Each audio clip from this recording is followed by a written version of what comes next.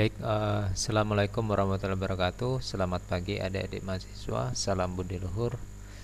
Baik, untuk pertemuan ke selanjutnya, yaitu Bapak akan membahas tentang eh, Internet of Things ya, atau disingkat dengan IoT ya. Oke. Kemudian selanjutnya yaitu penjelasan tentang pendahuluan ya. Jadi perkembangan teknologi semakin pesat dari waktu ke waktu. Dulu mungkin kita hanya bisa berimajinasi ya, atau menonton film-film fiksi sains soal teknologi canggih ya. Ya, biasanya melihat dari film-film negara-negara maju ya, seperti Amerika, kemudian Rusia, Cina, Jepang ya, dan sebagainya. Tapi di era Internet of Things ya, semuanya masyarakat ataupun manusia bisa mengakses ya, melalui handphone, melalui laptop ya, gitu, dan sebagainya. Kini berbagai peralatan atau mesin sudah dilengkapi dengan kecanggihan teknologi yang bisa memudahkan pekerjaan kita sehari-hari ya, yaitu dengan salah satunya dibantunya dengan teknologi internet ya. Mulai dari mobil pintar atau smart car ya, kemudian yang bisa jalan sendiri ya ke berbagai tujuan tanpa pengemudi manusia ya. Kemudian hingga mesin pintar ya, semacam Alexa yang bisa bersuara mengingatkan Anda untuk melakukan ini itu sesuai dengan jadwal ya. Jadi seluruh teknologi terbaru ini adalah bagian dari Internet of Things ya, atau IoT itu sendiri. Oke, itu penjelasan tentang pendahuluan.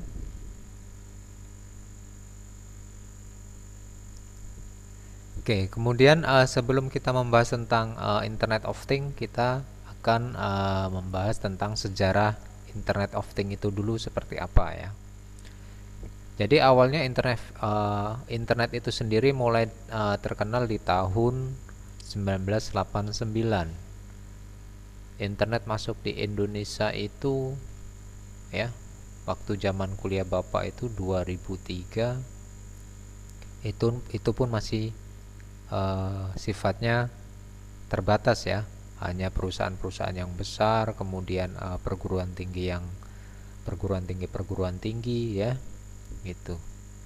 Bahkan harga laptop flash disk zaman itu masih mahal ya.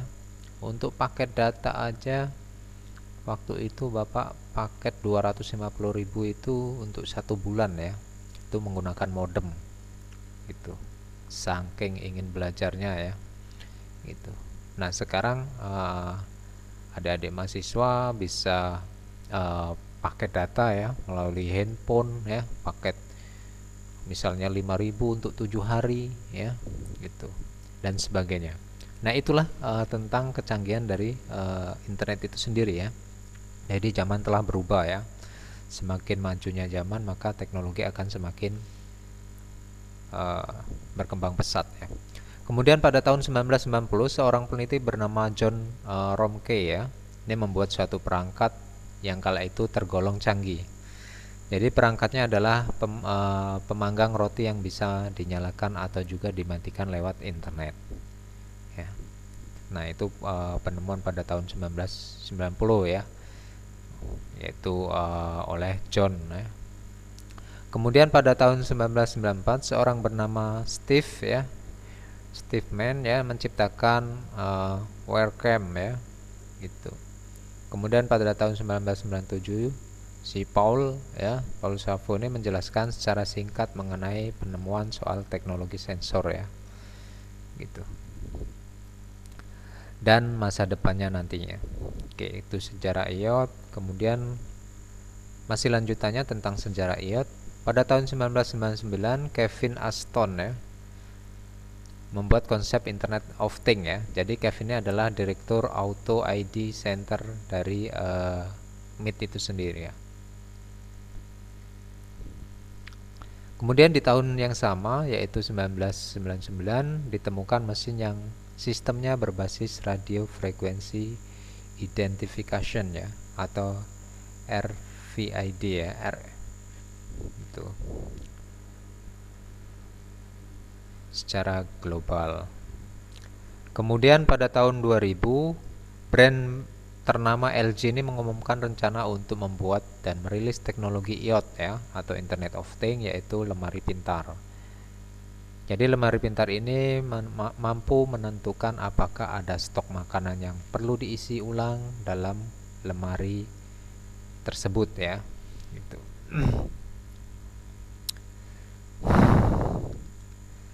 Kemudian pada tahun 2003, FRID ini yang sebelumnya telah disebutkan ya, kemudian mulai ditempatkan pada posisi penting dalam masa pengembangan teknologi di Amerika Serikat ya, melalui program SAFI. Kemudian pada tahun yang sama pula perusahaan retail raksasa ya, Walmart ya, mulai menyebarkan RFID ini di semua cabang tokonya yang tersedia di berbagai belahan dunia. Gitu. Kemudian pada tahun 2005, yaitu pada saat media-media ternama semacam The Guardian ya dan Boston ya, mulai mengutip banyak sekali dari artikel ilmiah dan proses pengembangan Internet of Things atau IoT itu sendiri. Kemudian pada tahun 2008, berbagai macam perusahaan setuju untuk meluncurkan IPSO ya, IPSO ya, untuk memasarkan penggunaan IP atau Internet Protocol dalam jaringan bagi smart object ya, yang juga bertujuan mengaktifkan Internet of Things itu sendiri ya. Nah, ini adalah beberapa sejarah Internet of Things atau IoT itu sendiri.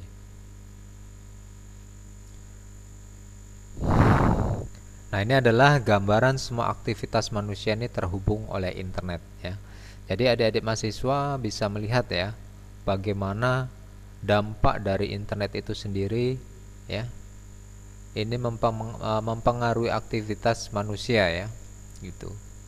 Adik-adik bisa bayangkan kalau adik-adik nggak ada paket ya, rasanya seperti apa gitu ya. Nggak bisa ngerjain tugas dari dosen dan sebagainya gitu.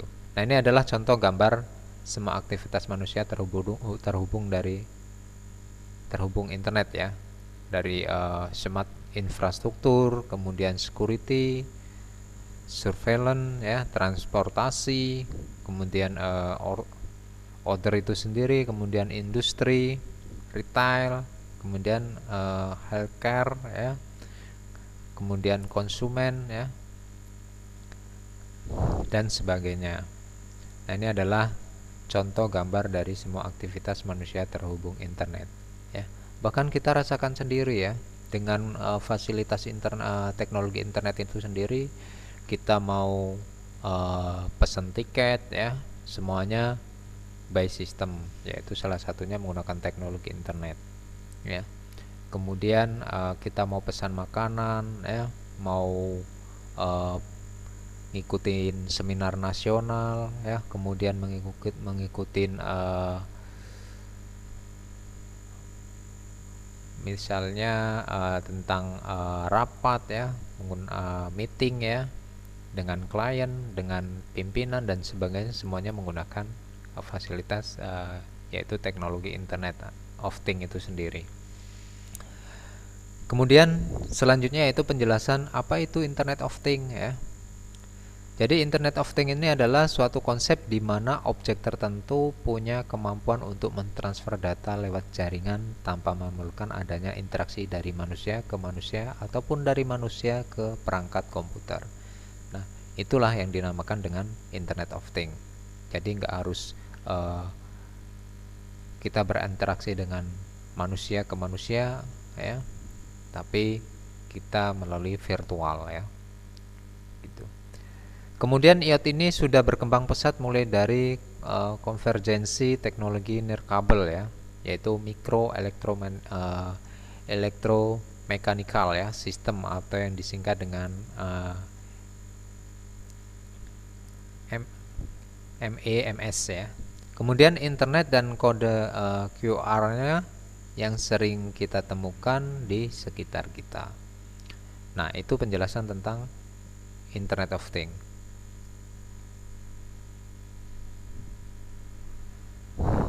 Kemudian masih lanjutan tentang Internet of Things. Jadi menurut Kevin Ashton ya, Internet of Things ini adalah sensor-sensor yang terhubung ke internet dan perilaku seperti internet dengan membuat koneksi-koneksi terbuka setiap saat, serta berbagi data secara bebas dan memungkinkan aplikasi-aplikasi yang tidak terduga ya, sehingga komputer-komputer dapat memahami dunia di sekitar mereka dan menjadi bagian dari kehidupan manusia. Nah, ini menurut Kevin ya, tentang IoT. Kemudian selanjutnya yaitu penjelasan tentang unsur-unsur pembentukan Internet of Things atau IoT itu sendiri. Unsur yang pertama yaitu kecerdasan buatan ya, atau yang dikenal dengan Artificial Intelligence atau AI. Jadi IoT ini membuat hampir semua mesin yang ada menjadi smart ya. Ini berarti IoT bisa meningkatkan segala aspek kehidupan kita dengan pengembangan teknologi yang didasarin pada kecerdasan buatan atau Artificial Intelligence atau AI itu sendiri ya. Jadi pengembangan teknologi yang ada dilakukan dengan pengumpulan data, kemudian algoritma kecerdasan buatan dan jaringan yang tersedia.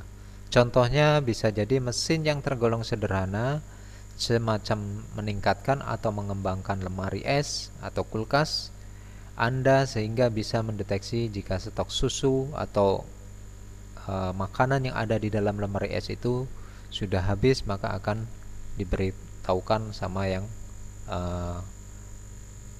punya rumah ya. Bahkan bisa juga membuat pesanan ke supermarket secara otomatis jika stok mau habis yang ada di dalam lemari es atau kulkasnya.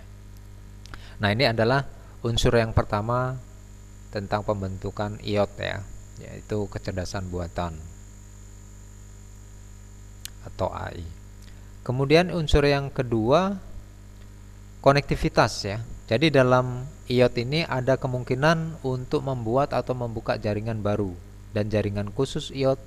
Jadi jaringan ini tidak lagi terikat hanya dengan penyedia utamanya saja ya. Jadi jaringannya tidak harus berskala besar dan mahal, bisa tersedia pada skala yang jauh lebih kecil dan lebih murah. Jadi IoT bisa menciptakan jaringan kecil tersebut di antara perangkat sistem. Nah, ini unsur yang kedua yaitu konektivitas.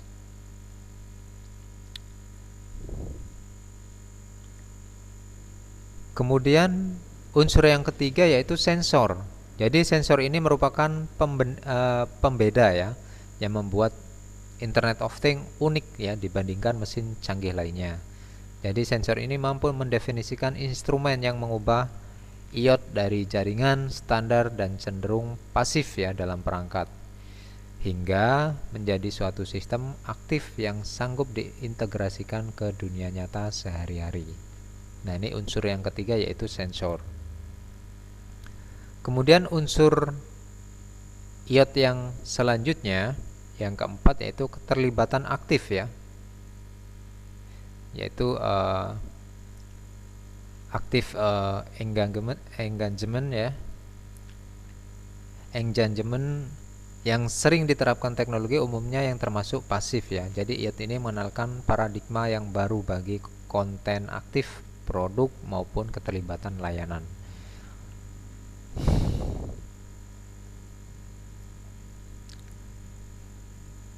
Kemudian unsur yang kelima yaitu perangkat berukuran kecil ya. Jadi perangkat ini seperti yang diperkirakan para pakar teknologi memang menjadi semakin kecil, semakin murah dan lebih kuat dari masa ke masa. Jadi Internet of Things atau IoT ini memanfaatkan perangkat-perangkat kecil ya, yang dibuat khusus ini agar menghasilkan ketepatan, skalabilitas dan fleksibilitas yang baik ya, seperti contohnya tadi ya, lemari es ya atau kulkas, kemudian contoh yang lainnya ya gitu. Cara kerja IoT ya. Cara kerja yang pertama yaitu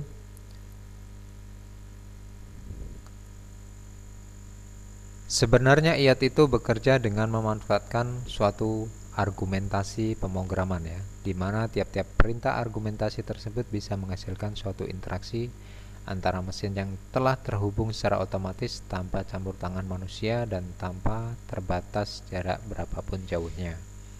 Nah, itulah cara kerja IoT yang pertama. Kemudian cara yang kerja yang kedua yaitu jadi internet di sini menjadi penghubung antara kedua interaksi mesin tersebut dengan manusia ya. Lalu di mana campur tangan manusianya? Jadi manusia dalam Internet of Things itu tugasnya hanyalah menjadi pengatur dan pengawas dari mesin-mesin yang bekerja secara langsung tersebut ya. Jadi manusia itu yang mengontrol ya gitu.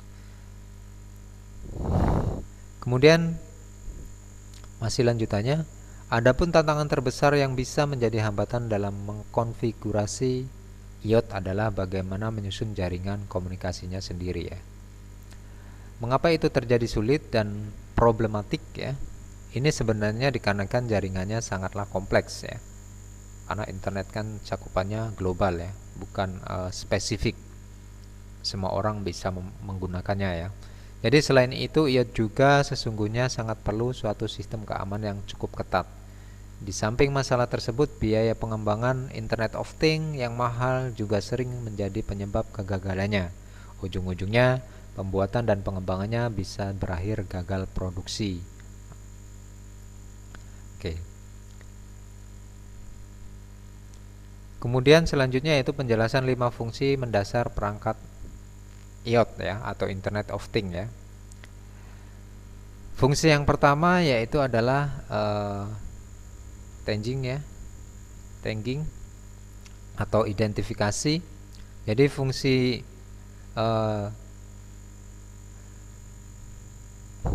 tagging ini adalah untuk mengidentifikasi suatu aktivitas ini memiliki tujuan untuk mengumpulkan data aktivitas atau transaksi. Nah, ini fungsi identifikasi yang pertama. Kemudian fokus yang kedua adalah monitoring. Jadi setelah aktivitas diidentifikasi, monitoring bertujuan untuk memantau apakah terdapat aktivitas tidak biasa yang dikirim oleh tagging tadi ya, atau identifikasi itu. Fungsi yang ketiga yaitu tracking ya. Tracking ini berfungsi untuk melacak lokasi. Kemudian fungsi yang keempat yaitu kontrol. Jadi perangkat Internet of Things yang memiliki fungsi kontrol bertujuan untuk memberikan hasil dari aktivitas-aktivitas yang atau data yang konsisten ya. Dan fungsi yang kelima atau terakhir adalah analisis ya. Tentunya fungsi analisis ini bertujuan untuk memberikan informasi yang dapat dipahami dari aktivitas atau data yang didapat. Oke, ini adalah penjelasan tentang 5 fungsi mendasar perangkat IoT ya, Internet of Things. Kemudian ada 2 syarat yang perlu dinilai ya, apakah kota tersebut merupakan pasar yang cocok untuk pengembangan IoT atau tidak. Oke, syarat yang pertama transformasi digital ya. Untuk dapat mengembangkan dan mengimplementasikan Internet of Things, keterbiasaan menggunakan perangkat digital untuk menyelesaikan suatu teks ya sangat diperlukan ya. Itu karena sebagian besar interaksi antara perangkat IoT dengan user atau pengguna terjadi dalam bentuk digital. Ya contohnya adalah smart card ya. Smart city ya. Misalnya di suatu provinsi Bangka Belitung sudah menggunakan misalnya smart city ya.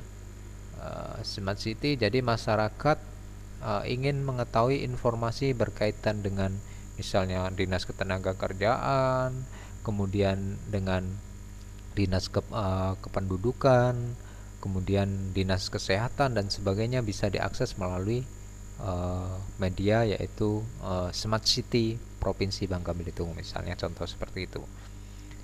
Jadi semuanya dalam bentuk digital ya.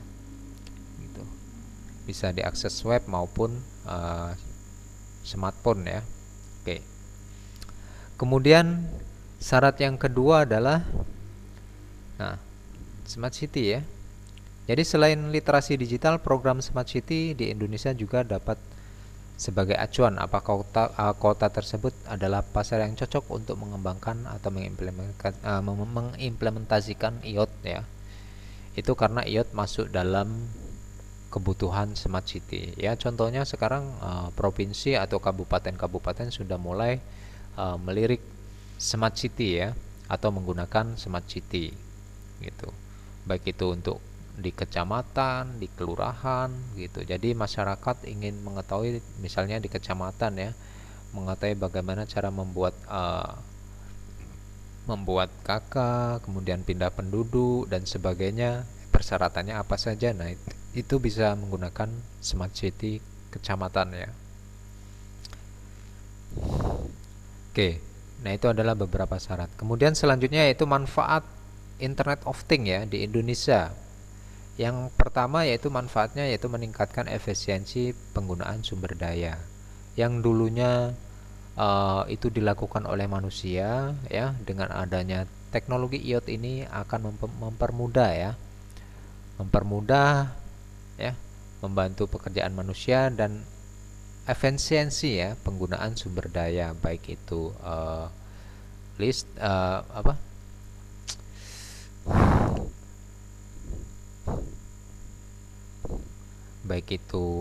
listrik ya, kemudian biaya-biaya yang lainnya itu lebih efisien ya dengan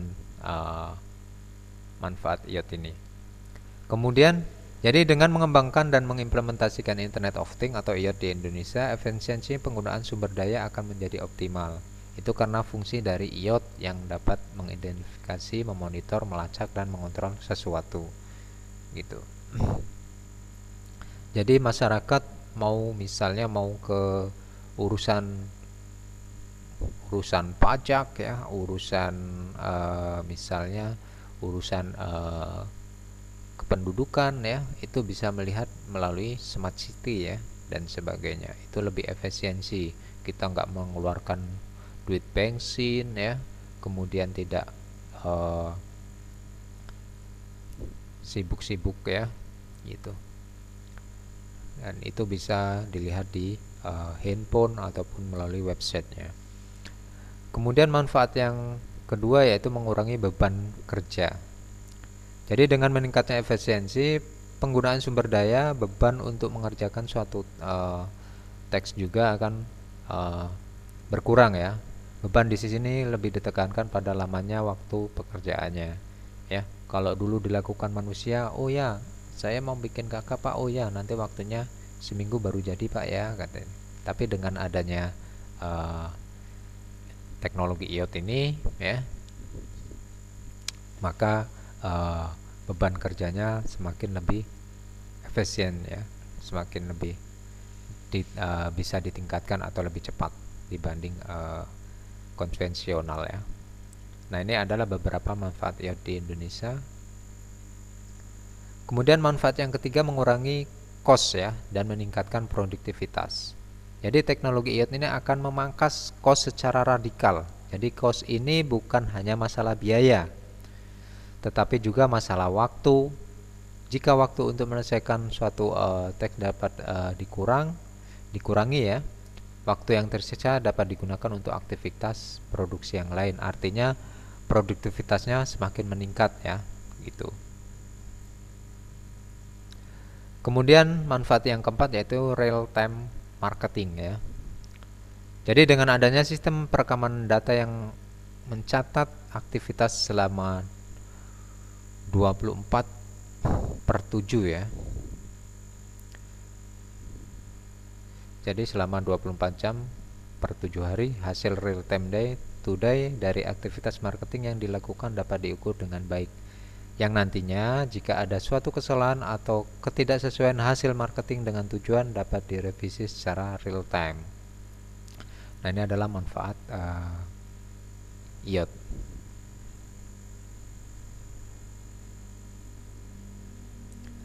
Kemudian manfaat yang kelima yaitu pengambilan keputusan berdasarkan data. Jadi teknologi IoT ini memungkinkan untuk menganalisis secara komputasi ya dengan machine learning ya. Jadi hasil dari analisis akan menyusun data yang terekam menjadi informatif dan mudah untuk dimengerti. Kemudian manfaat yang keenam yaitu meningkatkan pengalaman pengguna atau user ya. Jadi apakah kalian familiar dengan istilah user experience ya atau UX ya? Ya, teknologi IoT merupakan hasil dari pengembangan user experience ya, untuk meningkatkan efisiensi penggunaan suatu produk digital. Jadi dengan sistem integrasi pada sistem perangkat yang memiliki teknologi IoT menjanjikan kemudahan untuk berbagi informasi secara seamless ya. Gitu.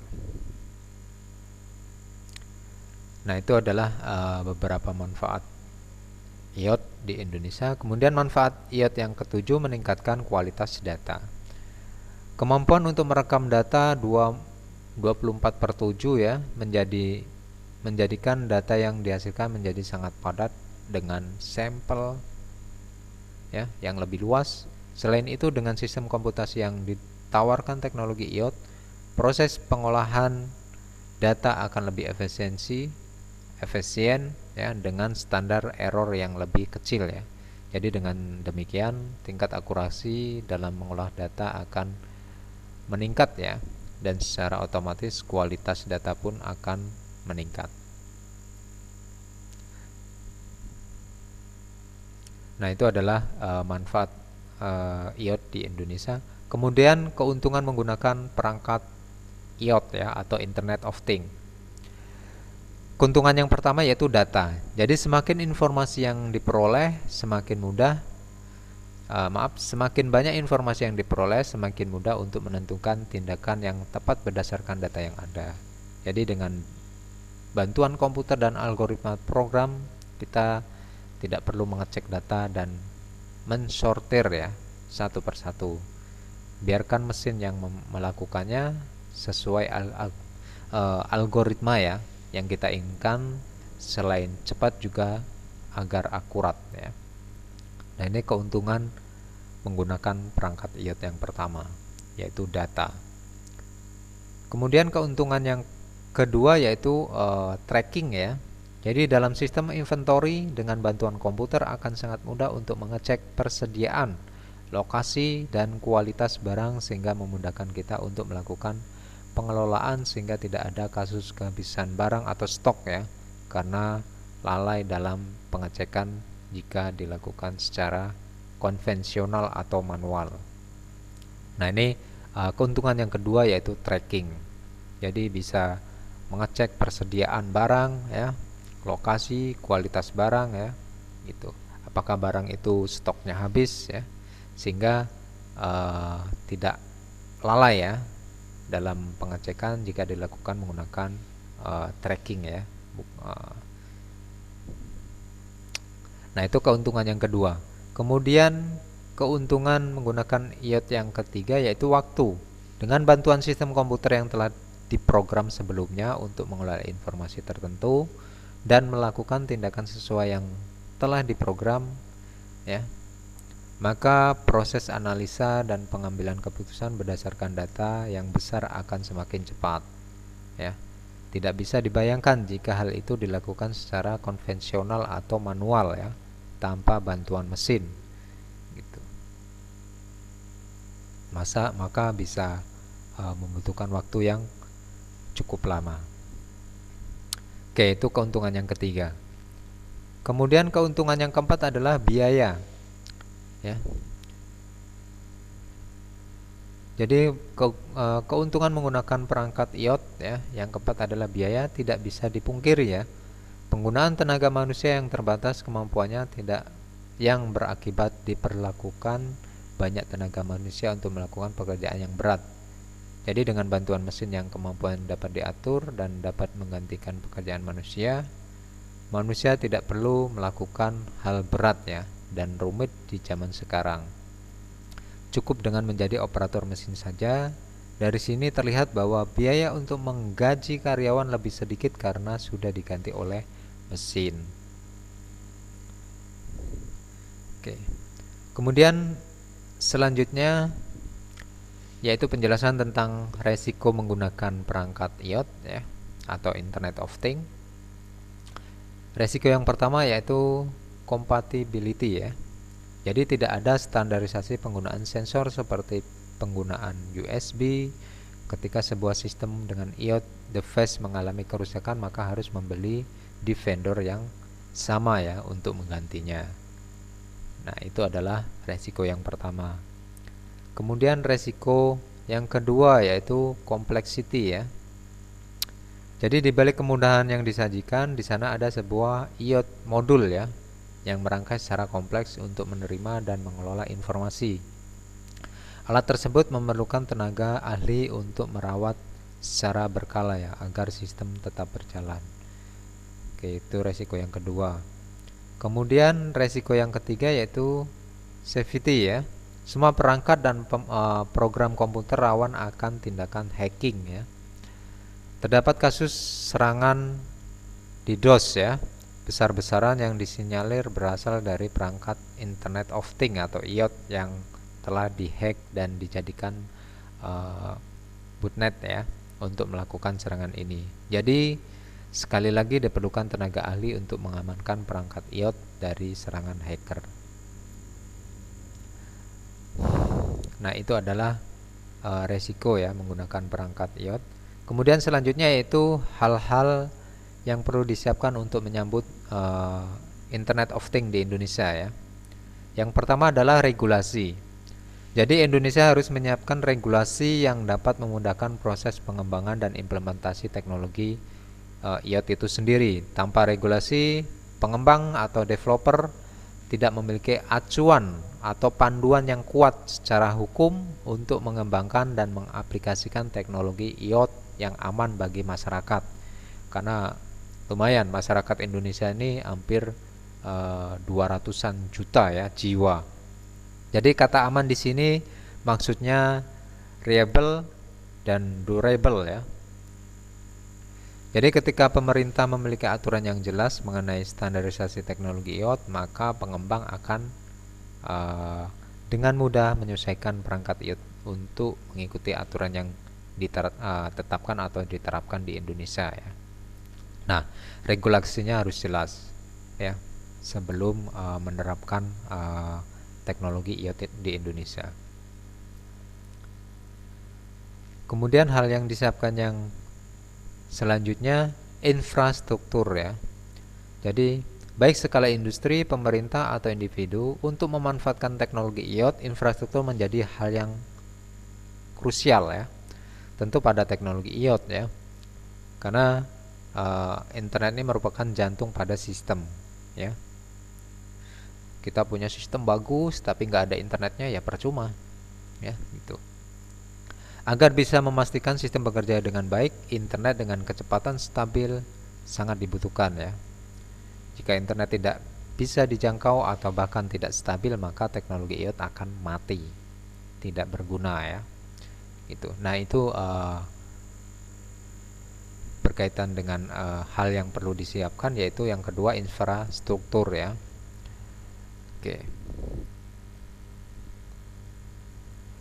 Oke, kemudian hal yang harus dipersiapkan terkait IoT yang ketiga yaitu sumber daya manusia atau SDM. Gitu. Jadi agar teknologi IoT dapat bekerja dengan baik, interaksi antara perangkat IoT dengan manusia ataupun user atau pengguna harus berjalan dengan baik. Fungsi dari IoT tidak akan bekerja dengan maksimal jika pengguna tidak bisa mengoperasikannya dengan baik ya. Itu sama aja kita seperti orang buta ya, tidak tahu apa-apa gitu, tidak bisa melihat ya dan sebagainya. Maka SDM unggul ya di era presiden sekarang ini ya sangat cocok ya untuk mempersiapkan ya teknologi IoT yang akan datang ya, yang sudah berjalan saat ini ya, gitu. Oke, Kemudian selanjutnya yaitu penjelasan tentang macam-macam bidang penerapan IoT ya, atau Internet of Things ya. Bidang yang pertama yaitu pertanian. Beberapa di antaranya seperti mengumpulkan data soal suhu, curah hujan, kelembapan, kecepatan angin, serangan hama, dan muatan tanah. Nah, ini adalah bidang penerapan IoT yang pertama yaitu pertanian. Bidang yang kedua adalah energi. Perangkat ini juga bisa memungkinkan akses remote control ya dari pengguna atau user, atau bisa juga manajemen dari suatu pusat lewat interface yang berbasis cloud ya.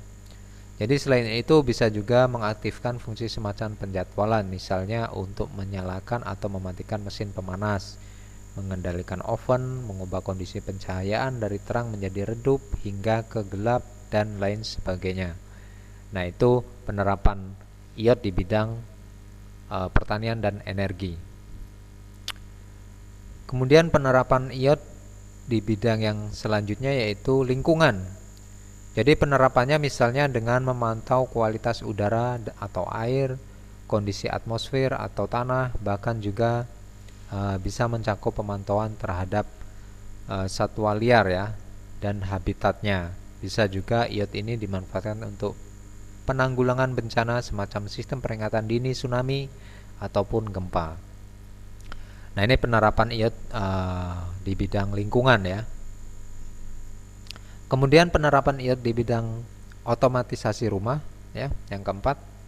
Jadi perangkat IoT ini juga bisa dipakai untuk memantau atau mengontrol sistem mekanis ya, elektrik dan elektronik ya, yang digunakan di berbagai jenis bangunan, misalnya industri ataupun juga rumah Anda sebagai tempat tinggal. Gitu. Nah, ini bidang penerapan IoT yang keempat yaitu otomatisasi rumah ya. Kemudian bidang penerapan IoT yang kelima yaitu medik dan kesehatan. Jadi dalam dunia medik kesehatan, IoT akan dikembangkan terus ya. Bahkan nanti di masa yang akan datang, seluruh rekaman kesehatan Anda bisa ditransfer langsung ya ke tenaga medis maupun rumah sakit. Data-data yang bisa dideteksi dan dikirimkan semacam detak jantung, tingkat gula darah ya, tingkat gula dalam darah dan lain sebagainya ya, itu bisa diakses langsung ya, gitu. Nah, itu bidang penerapan IoT yang kelima yaitu medik dan kesehatan. Kemudian bidang penerapan IoT yang keenam yaitu transportasi. Jadi IoT bisa membantu manusia dalam integrasi komunikasi, kontrol, pemrosesan informasi, dan berbagai sistem transportasi yang ada. Jadi penerapan Internet of Things memang terus-menerus meluas ya ke berbagai aspek sistem transportasi di Indonesia. Tak hanya teknologi mesinnya yaitu kendaraan, tetapi juga infrastruktur ya, serta menyinggung fungsi pengemudi dan penggunaannya. Nah, ini adalah penjelasan tentang bidang penerapan IoT yang keenam yaitu transportasi.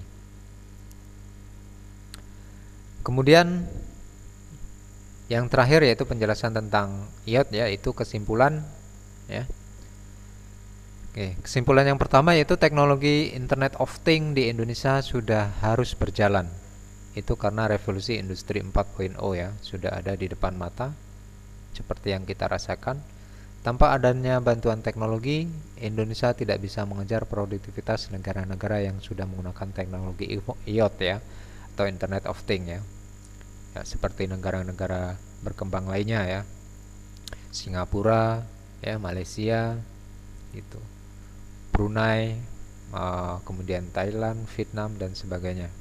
Alasannya tentu saja karena salah satu manfaat IoT itu dapat meningkatkan produktivitas baik di bidang pertanian ya, seperti yang Bapak jelaskan tadi, kemudian medik dan kesehatan, kemudian lingkungan ya, dan sebagainya. Oke.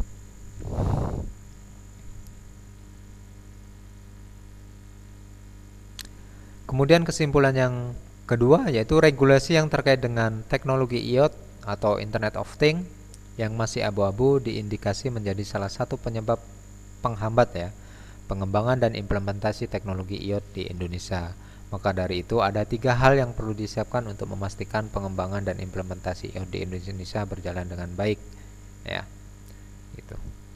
Kemudian masih lanjutannya, kesimpulan yang pertama, yang kedua, yang pertama adalah regulasi, kedua adalah infrastruktur, yang ketiga adalah SDM. Jadi pemanfaatan teknologi IoT dapat dirasakan mulai dari perseorangan hingga skala industri multinasional. Oleh sebab itu menjamin berlangsungnya pengembangan dan implementasi teknologi Internet of Things di Indonesia. Oke, sekian, terima kasih untuk pemaparan materi hari ini, ya. Bapak doakan mudah-mudahan adik-adik, ya, mahasiswa dan keluarga sehat-sehat semua, ya, karena sekarang pandemi masih belum berakhir, ya. Jadi tolong jaga kesehatannya, jaga 3M itu, ya. Memakai masker, mencuci tangan, ya, dan sebagainya. Sekian dari Bapak, wabillahi taufik walhidayah. Wassalamualaikum warahmatullahi wabarakatuh. Salam budi luhur.